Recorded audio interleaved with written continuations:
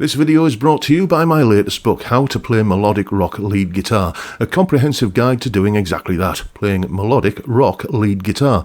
This is not just some collection of scale patterns and tabs, although you do get plenty of those, but you also get an entire chapter on how to come up with your own licks, as well as video content, tutorials and demonstrations, loads of jam tracks, and all the way through I'm encouraging you to expand your fretboard knowledge and showing you how you can think in a more musical and melodic way. Check out the link in the description for more details. Hello chaps, welcome once again to John Robson Guitar Tuition. As always, I do hope you're well. Now there are certain chord progressions which get used again and again and again and again, and the reason that this happens is because they make whatever you do over the top of them, providing you don't land on any howlers of a wrong note, they make whatever you do over the top of them just sound that little bit better. They complement what you're doing.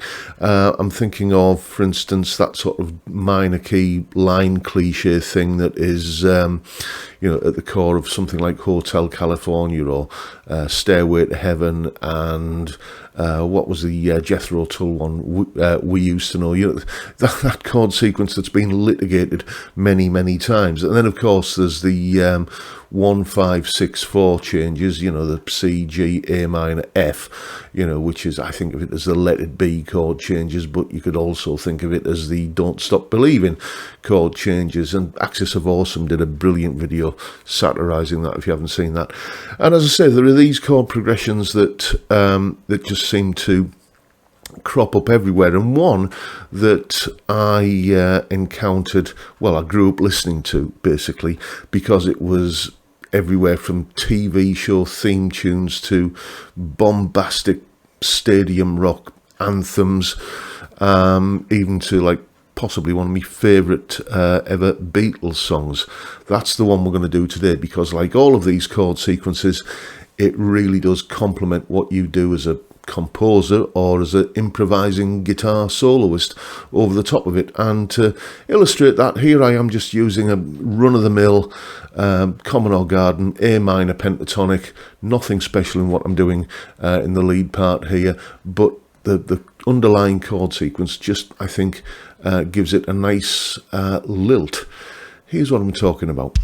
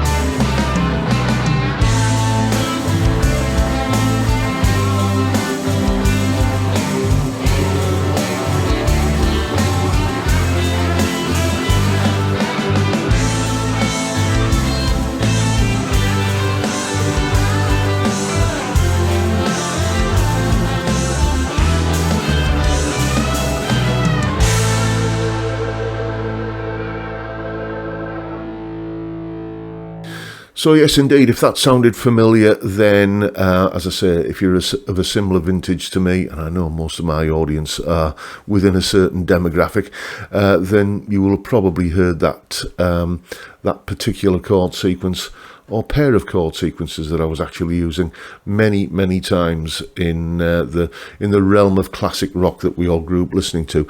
Here's a little bit of information on what's going on. Here is the explanation. Okay, essentially what's going on here is we're playing in a minor tonality and we're using a descending bass line. And I've sort of taken two chord sequences here that both reflect this and sort of put them together into the one jam track that you heard me playing over earlier. So we're in A minor here, okay, and there's an A minor chord, that's where we begin. Then we go to a C chord. But instead of playing the root note, the C, as the bass note in that chord, we're going to play the fifth, so the G. So we're going, so A minor to a C chord with a G in the bass, C over G, G. Then we're going to go to a D chord. The reason we can use a D chord is because the D chord is in the key of G major. The A minor chord can also be found in the key of G major. So what we're doing here is we're sort of ducking and weaving between the different keys that all have an A minor chord in common. As you'll see in a moment, we're going to go to a different key for the next chord. So we're having an A minor, then a C over G. Then we go to the D, but this time we're going to play the F sharp note. I tend to just reach over with my thumb and grab that, which is, there's the F sharp note on the top of the D chord. We're just going to put it on the bottom instead. So A minor, C over G, D over F sharp. Then we go to, you could say, the key of C major or the key of A natural minor to grab the F chord, like that. Remember that D chord came from the key of G. Well, the F chord isn't in the key of G, but it is in the key of C or A natural minor. And then back via a G chord to A minor. So you get,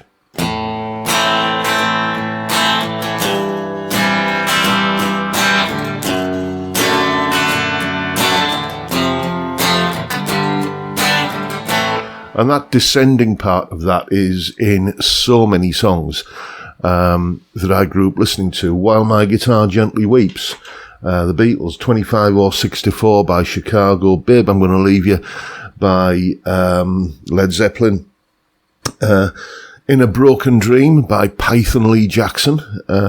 Anyone remember that one? And even TV shows that I grew up watching, Monday nights there used to be this thing called World in Action on British TV, and the theme tune for that was very much that sort of descending kind of thing. Then the second, so that takes care of the first 4 bars of the chord sequence. The second 4 bars is something even more commonplace than what we've just seen there. And when something is incredibly commonplace, it often gets its own name, and this indeed does have a name. It's called the Andalucian cadence, where we go A minor to G major to F major to E7. Okay? You know, I mean, that's just so widely used. It's Hit the Road Jack by Ray Charles, you know. What else? If you transpose that into D minor, you get a very recognisable,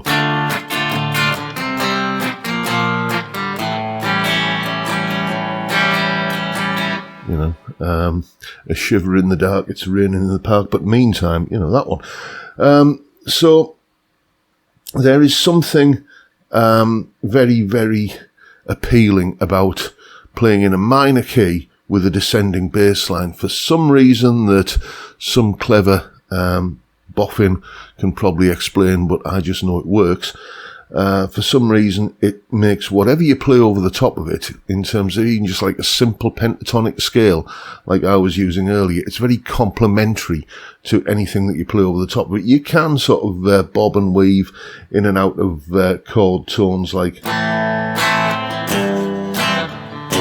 maybe kind of land on an F sharp when that chord comes along and then go to an F, when that chord comes along, and then when you hit the E7 at the end, a nice G sharp note there will kind of sound very, you know, kind of melodic.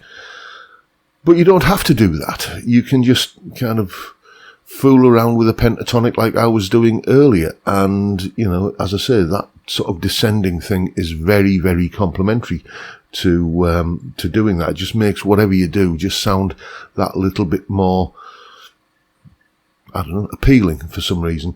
And I think that's the reason why there are so many, you know, songs from what I consider to be the classic era of rock music from the late 60s and into the 70s, which are based around that chord sequence. And I think it's often the case that when the songwriter also or the main songwriter happens to be the lead guitar player in the band, you know, maybe subconsciously or maybe consciously, they write songs, they write chord sequences that have that complementary effect on whatever they're going to play as a lead part. So I just thought I'd share that with you today. You know, just that descending minor bass line thing. The second half of it, the A minor to the G to the F, that Andalucian cadence thing. All of those chords come from like A natural minor, and then the E7 is our friend from the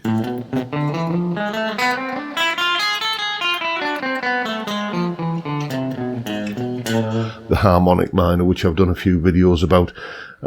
So as you can see, overall the chord sequence is kind of ducking and diving, bobbing and weaving between different keys that all have an A minor chord in common, and you know, you can construct a bass line which does that sort of descending thing, which sounds, I think, really rather pleasing. So there you go. Now you know what to do with it.